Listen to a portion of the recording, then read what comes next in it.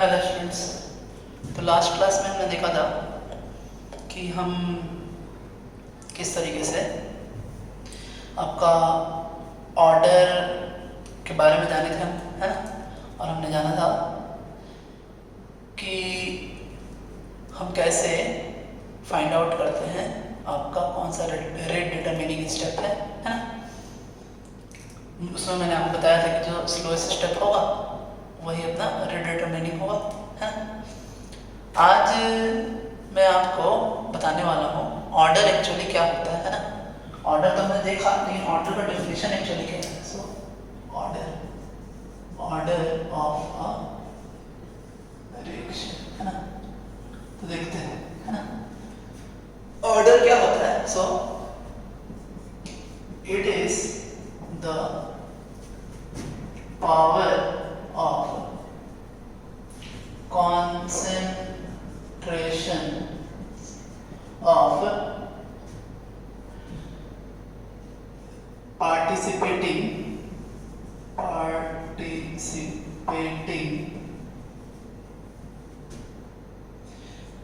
species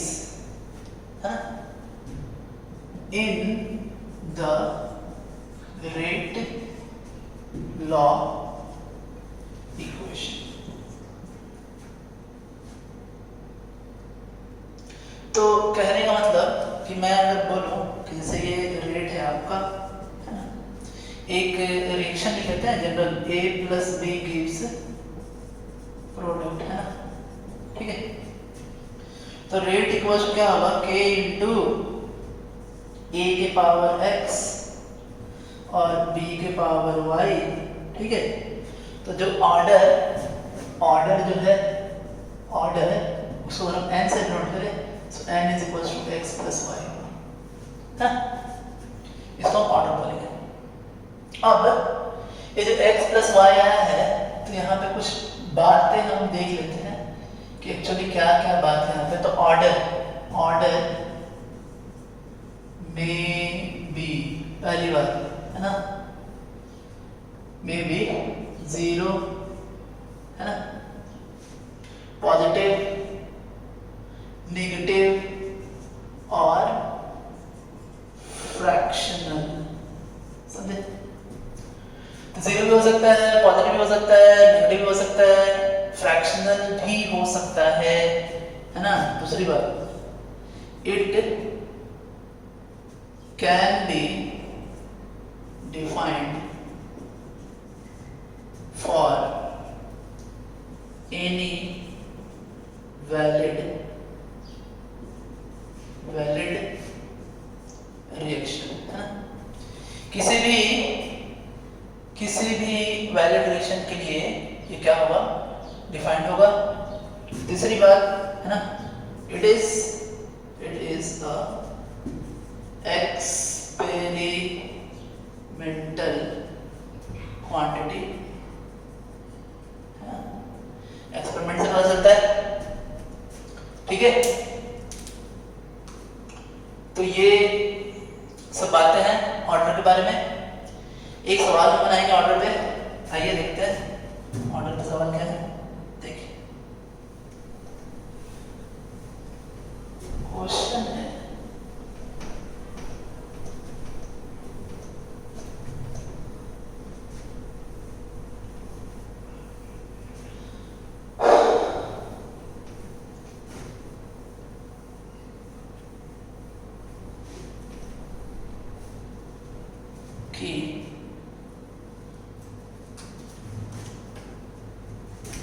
question कह रहे हैं 2NO plus 2H2 gives N2 gas plus 2H2, है ना, गैस एंड गैस, ठीक है। ये दिया है आपको, कह रहा है पहली बात कह रहा है कि पहला बात है कि rate increases fourfold when concentration of NO is doubled, है ना। दूसरा बात कह रहा है कि rate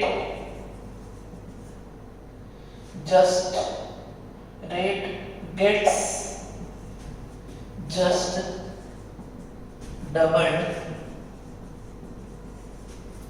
when concentration of H2 is doubled, है ना। और तीसरा बात कह रहा है रेट, है ना, increases 8-fold when concentration of both NO and H2 are doubled, है ना। कह रहा है ऑर्डर निकाला है इसका, है ना, कि इसका ओवरऑल ऑर्डर क्या है ये आपको बताना है। तो नॉर्मली क्या है, इसको बनाएं कैसे बच्चे, देखिए बनाने का तरीका बस इतना है, करो क्या, देखिए इतना बन जाएगा आपका, बहुत है। देखिए क्या करना है, पहले तो लिखना है अपने को, इसका जो रेट होगा, रेट हम मानेंगे क्या, rate is equals to K, rate को मैं सिर्फ आर लिखता हूँ ना, R for rate, R is equals to K into NO के पावर x और S2 के पावर y, है ना। अब देखिए फर्स्ट स्टेटमेंट से क्या कह रहा है ना, कि आपका रेट है, रेट 4-fold होता है व्हेन कंसंट्रेशन ऑफ NO इस क्या हो जाए, डबल कर दे हम, है ना। तो हमने क्या किया कि 4-fold किया रेट को, यानी 4 टाइम्स हो गया आपका R is equals to K into, इसको 2 टाइम्स कर दीजिए, सो 2 इंटू NO के पावर x और 2 इंटू, है ना, और H2 के पावर y, इक्वेशन 1, है ना। दूसरा क्या है, रेट गेट्स जस्ट डबल्ड, है ना, रेट गेट्स जस्ट डबल्ड जब हम क्या करते हैं कि इसको डबल करते हैं, है ना, 2 इंटू y, ये दूसरा इक्वेशन, है ना। और तीसरा इक्वेशन कह रहा है कि अगर हम दोनों को डबल करते हैं तो 8-fold हो जाता है, यानी 8R is equals to K, so 2 into NO x और 2 into S2 y, 8-fold होता है, इक्वेशन 3, ठीक है। अब देखिए इतना कुछ जब आया है, हमको करना क्या है ना, इक्वेशन 1/2 कर देते हैं। अब इसे सब हटा देते हैं, ये तो हमारे काम का हो गया, हमने लिख लिया सब, इसको मैं हटा दूं, है ना। अब देखिए इक्वेशन 1/2 अगर हम करें तो अपने को मिलेगा 2 और is equals to K into NO के पावर x, 2 के पावर x, S2 के पावर y अपॉन ये आता है K इंटू NO के पावर x और ये आ गया आपका H2 2 के पावर y और यहाँ भी y, है ना। और ये कट गया, ये कट गया और आपके ये भी आपका क्या हो गया, कट गए।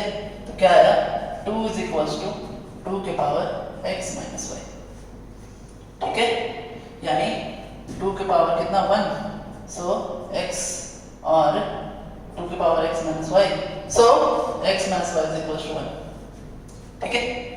अब क्या करते हैं, इन दोनों को डिवाइड करते हैं, आइए इन दोनों को डिवाइड किया, क्या आया देखिए, आएगा 1/4, है ना, is equals to K NO x, है ना, और H2 के पावर y, 2 के power y upon K into NO के पावर x, 2 के पावर x और h टू की पावर y और 2 की पावर y, ठीक है। अब ये 2 की पावर y चला जाएगा, ये भी चला जाएगा, ये भी जाएगा, ये भी जाएगा, है ना। सो 1/2 की पावर 1/2 की पावर 2 is equals to 1/2 की पावर x. So 2 की power x is equals to 2 की power 2. So x is equals to 2.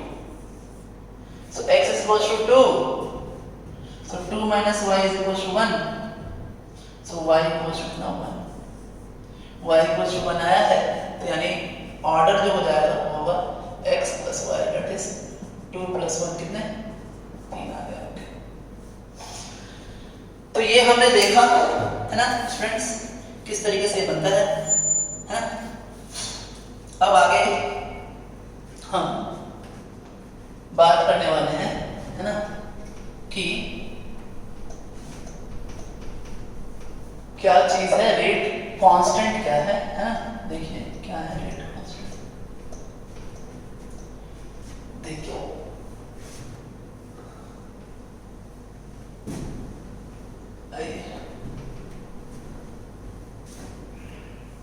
तो क्या है आपका बात, बोलते हैं रेट कांस्टेंट। देखिए क्या है रेट इक्वेशन, जब हम लिखते हैं तो ये आपका रेट इक्वेशन होता है क्या, रेट इज इक्वल्स टू, है ना, कि कोई रिएक्शन है a plus B gives product, है ना, तो k इंटू ए की पावर x और b की पावर y, है ना। तो ये n इक्वल्स टू क्या होता है x प्लस y, ये आपका क्या होता है ओवरऑल ऑर्डर होता है, ये तो हमने कुछ देर पहले पढ़ा ही था। और ये जो k है इसे k को हम बोलते हैं क्या, रेट कांस्टेंट, है ना, रेट कांस्टेंट या वेलोसिटी कांस्टेंट या स्पेसिफिक, है ना, कांस्टेंट भी बोलते हैं, है ना। ये है आपका। अब कह रहा है ये बात क्या है कि actually it is the proportionality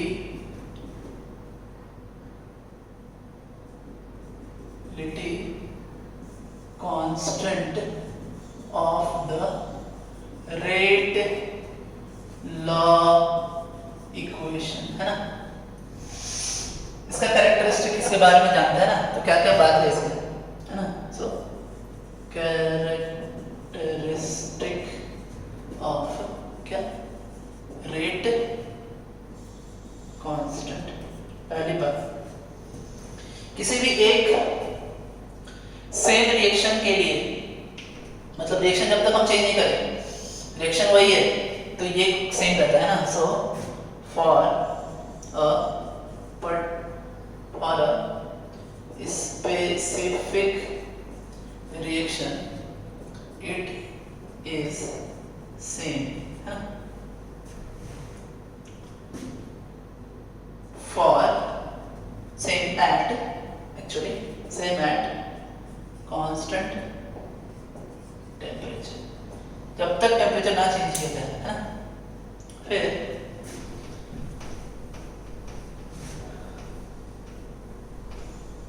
इसकी जो वैल्यू है वो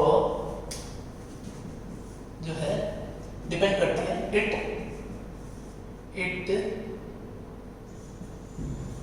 depends on temperature and activation energy. ये तो मैं आपको बताऊंगा एक्टिवेशन एनर्जी क्या होता है। एक्टिवेशन एनर्जी वो एनर्जी बैरियर है जो किसी रिएक्टेंट को प्रोडक्ट में चेंज होने से रोकती है ना, ठीक है। तीसरा बात, it do not depends on stoichiometric coefficients, है ना। स्टोइकियोमेट्रिक कोएफिशिएंट से इंडिपेंडेंट होता है, ठीक है। तो ये हमने रेट कांस्टेंट के बारे में जाना। अब हम देखते हैं कि इसका यूनिट क्या होता है रेट कांस्टेंट का। आइए, सो रेट कांस्टेंट का यूनिट क्या होता है, ठीक है, देखते हैं। So unit of rate constant है ना, यूनिट ऑफ रेट कांस्टेंट, तो rate is equals to K into concentration के पावर n। अब यहाँ n क्या है आपका, n ऑर्डर ऑफ रिएक्शन है, k तो आप जानते हैं क्या है, रेट कांस्टेंट है ना। अच्छा, तो अब हम क्या करने वाले हैं कि लिखते हैं रेट क्या होता है, concentration by time is equal to के कंसंट्रेशन के power n। So k is equal to क्या आएगा, कंसंट्रेशन अपॉन कंसंट्रेशन के पावर n और टाइम, तो ये आपका क्या आ गया यहाँ से, है ना। So k is equal to है ना, k is equal to concentration के पावर 1 माइनस n, है ना, और टाइम। अब देखिए ये जो है आपका टाइम, अब सेकंड में भी हो सकता है, सेकंड में हो सकता है, और आवर में हो सकता है, मिनट में हो सकता है, ये मैंने आपको बताया था। टाइम हम किसी में भी दे सकते हैं, है ना।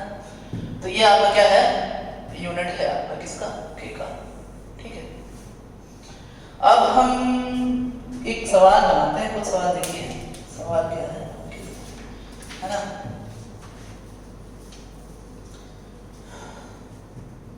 कह रहा है, ये कुछ सवाल है आपके लिए, देखते हैं, आइए।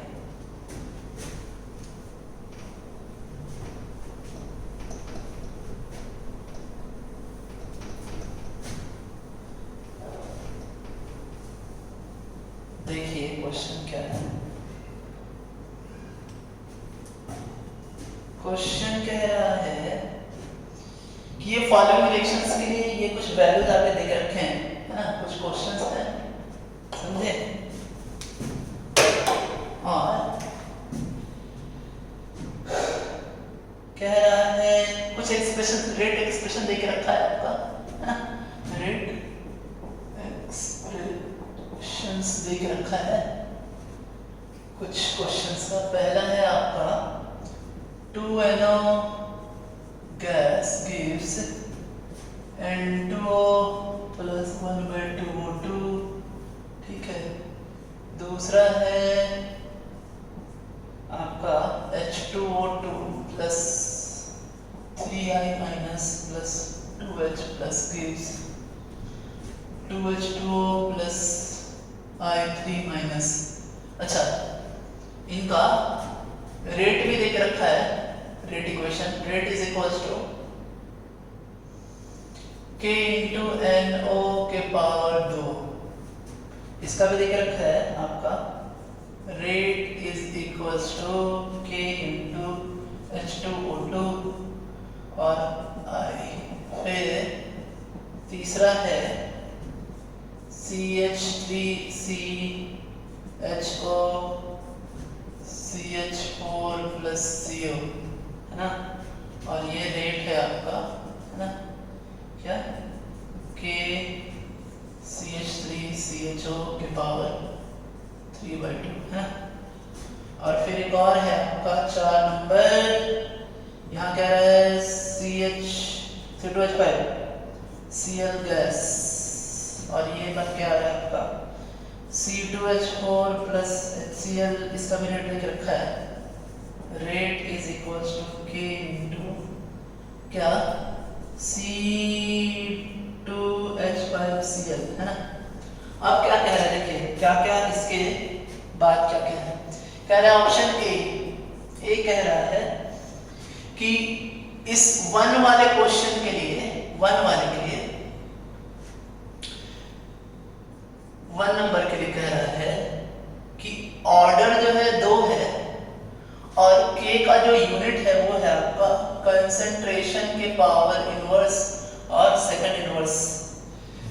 कह रहा है ये वाले 2 नंबर के लिए कि इसका ऑर्डर जो है 1 है और k का यूनिट क्या है, सेकंड इनवर्स है। सी कह रहा है इस वाले इक्वेशन 3 के लिए, ठीक है, कि ऑर्डर जो है वो 3/2 है और k का जो यूनिट है वो है कंसंट्रेशन के पावर -12 सेकंड इनवर्स, और आपका जो d है वो d कह रहा है 4 नंबर के लिए कि ऑर्डर जो है वो 1 है और k का यूनिट है वो सेकंड इनवर्स, है ना। हम देखते हैं, सबको चेक करते हैं। ऑर्डर 2 है, सही, 2 तो है नहीं।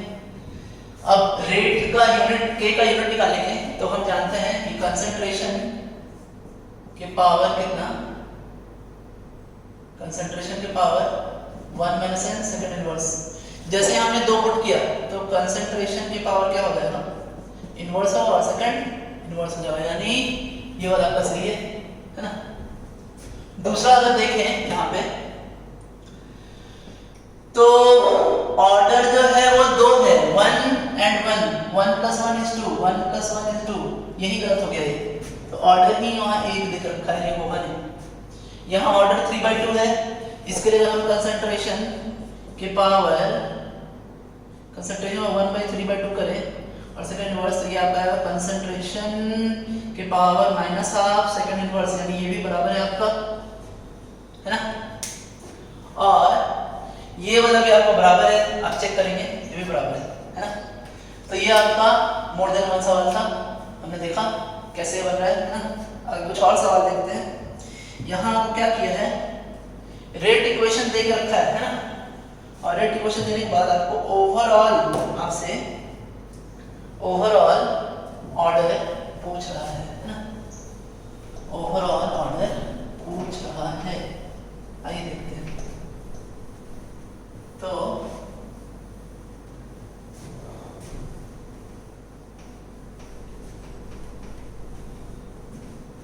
आइए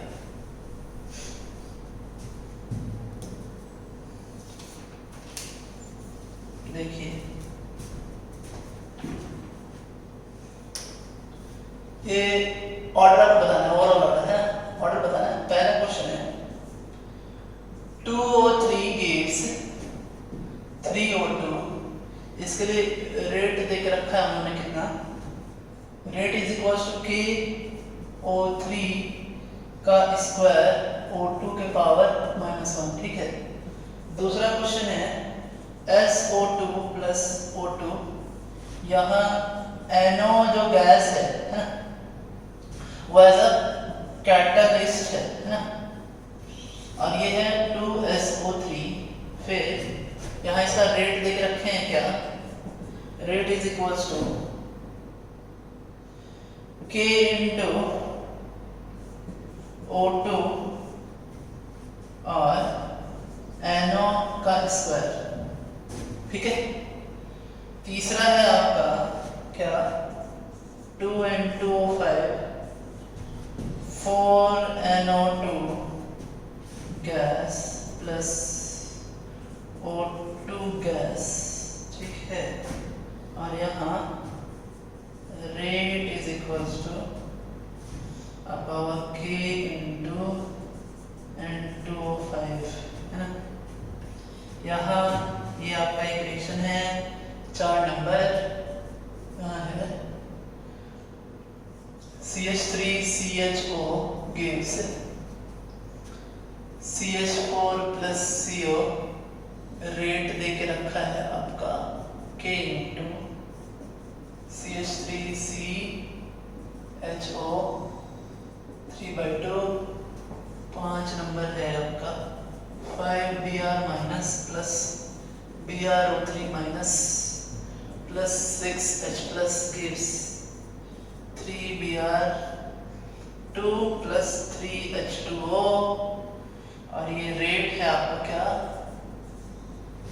K × Br-, है ना। फिर BrO3 है ना, और H+। अब ये जो क्वेश्चन है आपका, ये जो क्वेश्चन मैंने आपको दिया है, इसको आप एज अ थ्योरी भी लें। क्यों थ्योरी लें? क्योंकि मैंने आपको कुछ देर पहले बताया था, या लास्ट क्लास में भी मैंने आपको बताया होगा कि ऑर्डर जब कभी हम निकालते हैं तो ऑर्डर निकालते समय जरूरी नहीं कि सिर्फ और सिर्फ रिएक्टेंट का ही कंसंट्रेशन को हम रेट लॉ में लिखते हैं। रेट लॉ में जब लिखा जाता है तो वहां पर मे बी रिएक्टेंट भी हो सकता है, प्रोडक्ट भी हो सकता है, कैटलिस्ट भी आ सकता है। बस इतना अंतर है कि इंटरमीडिएट नहीं आएगा कभी भी, ये मैंने आपको लिखवाया है, कभी भी इंटरमीडिएट कंसंट्रेशन आएगा ही नहीं। तो अब देखें आप बात क्या है, यहाँ ये जो है ये रिएक्टेंट है, ये प्रोडक्ट है, दोनों में कंसंट्रेशन है रेट लॉ में, और इसका 2 है, इसका -1 है। तो ओवरऑल जो रेट आएगा इसका, मतलब ऑर्डर जो आएगा ओवरऑल वो आएगा 2 - 1 दैट इज 1, यानी फर्स्ट ऑर्डर रिएक्शन है ना। ऑर्डर इसका क्या है 1, n = 1, ऑर्डर 1। इस केस के लिए अब यहाँ देखिए क्या खास बात है, यहाँ रिएक्टेंट भी है और कैटलिस्ट का भी क्या है कंसंट्रेशन है, दोनों ही है यहाँ पर। मैंने आपको बताया था कैटलिस्ट भी हो सकता है, ये जो गैस है NO गैस, ये आपको क्या है कैटलिस्ट है, वो भी यहाँ आ गया। अब यहाँ जो ऑर्डर होगा n इज क्या होगा, इसका 1 और इसका 2, टोटल कितने हो गए 3, यानी थर्ड ऑर्डर रिएक्शन है ना। इस केस में नॉर्मली आपको पता चल रहा है रेट आपका ये क्या है 1 ही है, मतलब ऑर्डर 1 है, इसके पावर 1 है, तो ऑर्डर क्या होगा 1 होगा। यहाँ पे देखें, यहाँ पे इसके पावर 3/2 है, यानी कहने का मतलब कि ऑर्डर जो है वो फ्रैक्शनल भी हो सकता है ना। ऑर्डर क्या हो सकता है, फ्रैक्शनल भी हो सकता है, जो फ्रैक्शनल है ना 1.5 है, और यहाँ पर आप देखें अगर तो ऑर्डर जो है वो 1 + 1 + 1 दैट इज 3 है, तो यानी ऑर्डर आपका यहाँ क्या है 3 है। तो यहाँ कहने का मतलब आयंस पे भी डिपेंड कर सकता है आपका, है ना, कि आयंस के कंसंट्रेशन का पावर क्या है ना। रेट लॉ इक्वेशन लिखना जो है ये एक्सपेरिमेंटली आता है, कुछ चीज़ों का मैं आपको बताऊंगा कि कैसे हम रेट लॉ लिखते हैं, है ना। तो अब आगे चलते हैं हम, है ना, आगे चलते हैं और हम पढ़ते हैं मॉलिक्यूलरिटी, है ना। मॉलिक्यूलरिटी क्या है, आइए देखते हैं मॉलिक्यूलरिटी क्या है।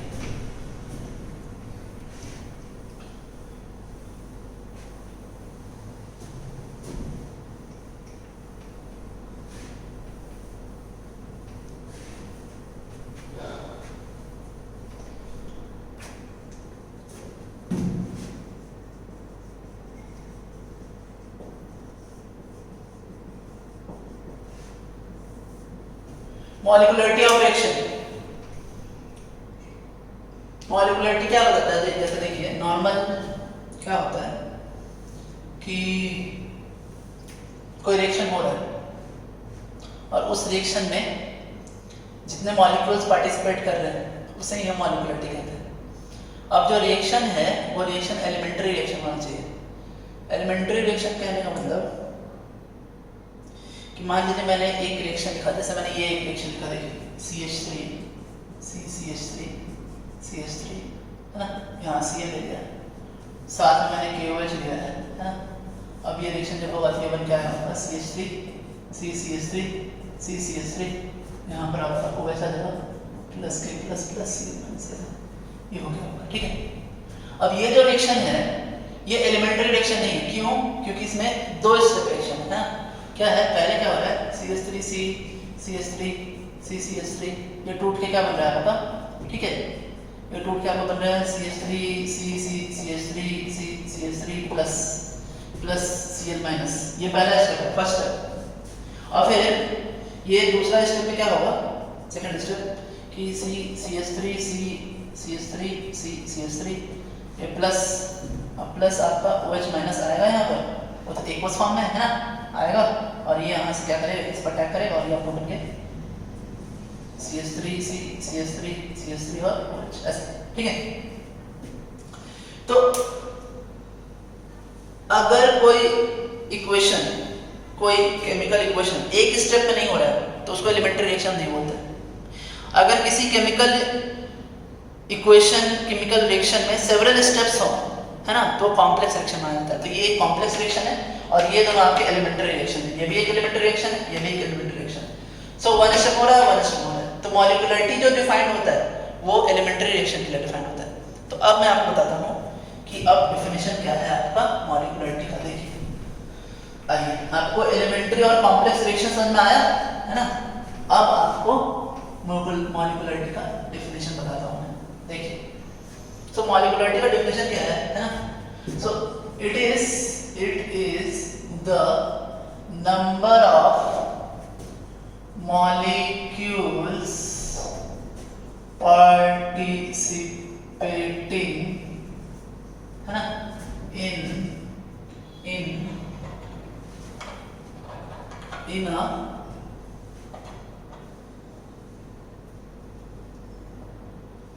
in a elementary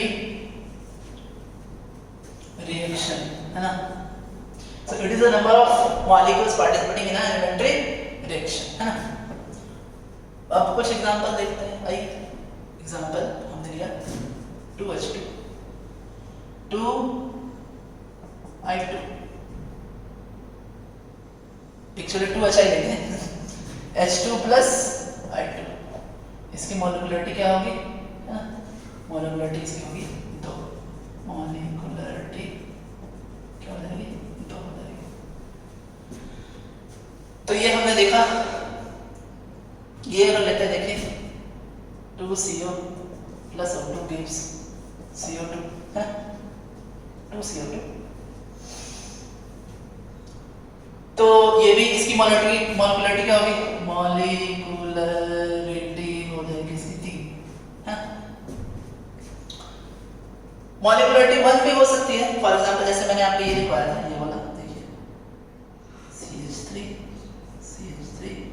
CH3 है ना, और यहाँ पर आपके Cl था, A2D क्या आया था CH3 CH3 प्लस और ये Cl माइनस। इसकी मॉलिक्यूलरिटी क्या है, मॉलिक्यूलरिटी क्या है 1।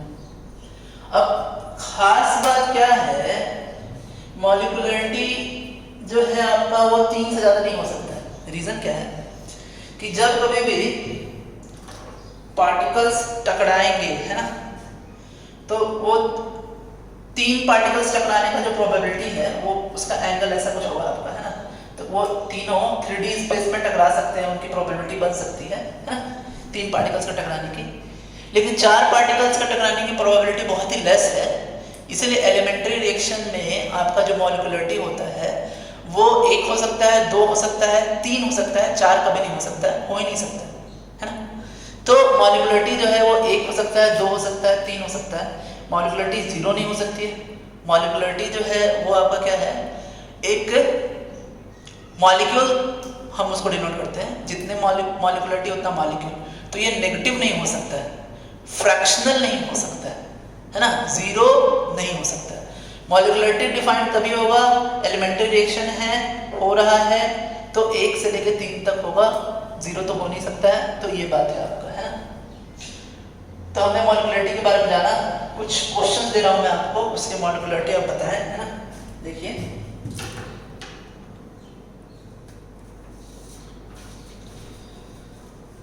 ये सारे आपके क्या हैं,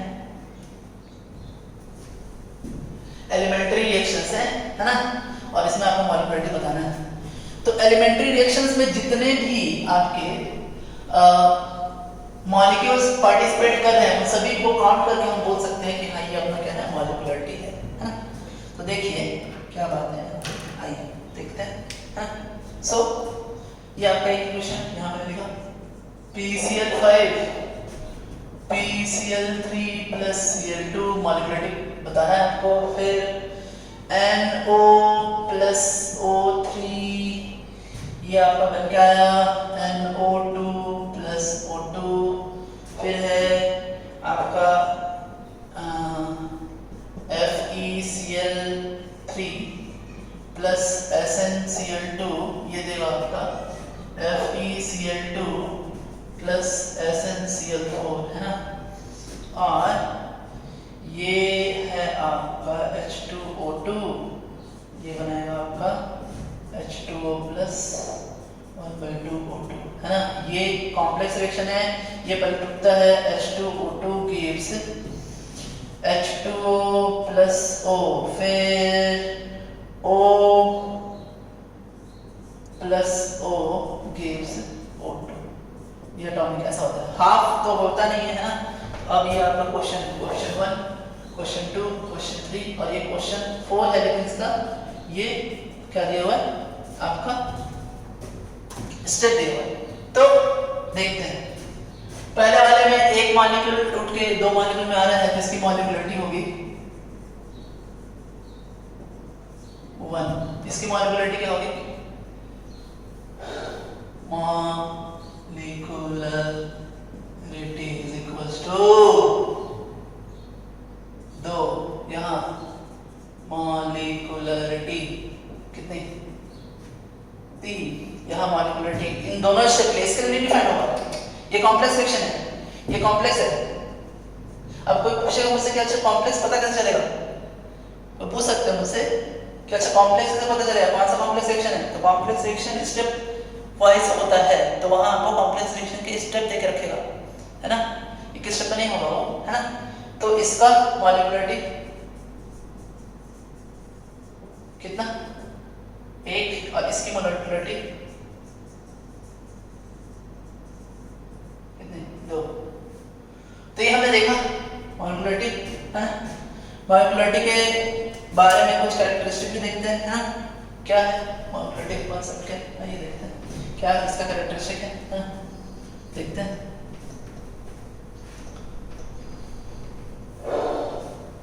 सो मॉलिक्यूलरिटी, है ना। देखिए मॉलिक्यूलरिटी क्या है, पहला बात क्या है, कैरेक्टरिस्टिक, है ना।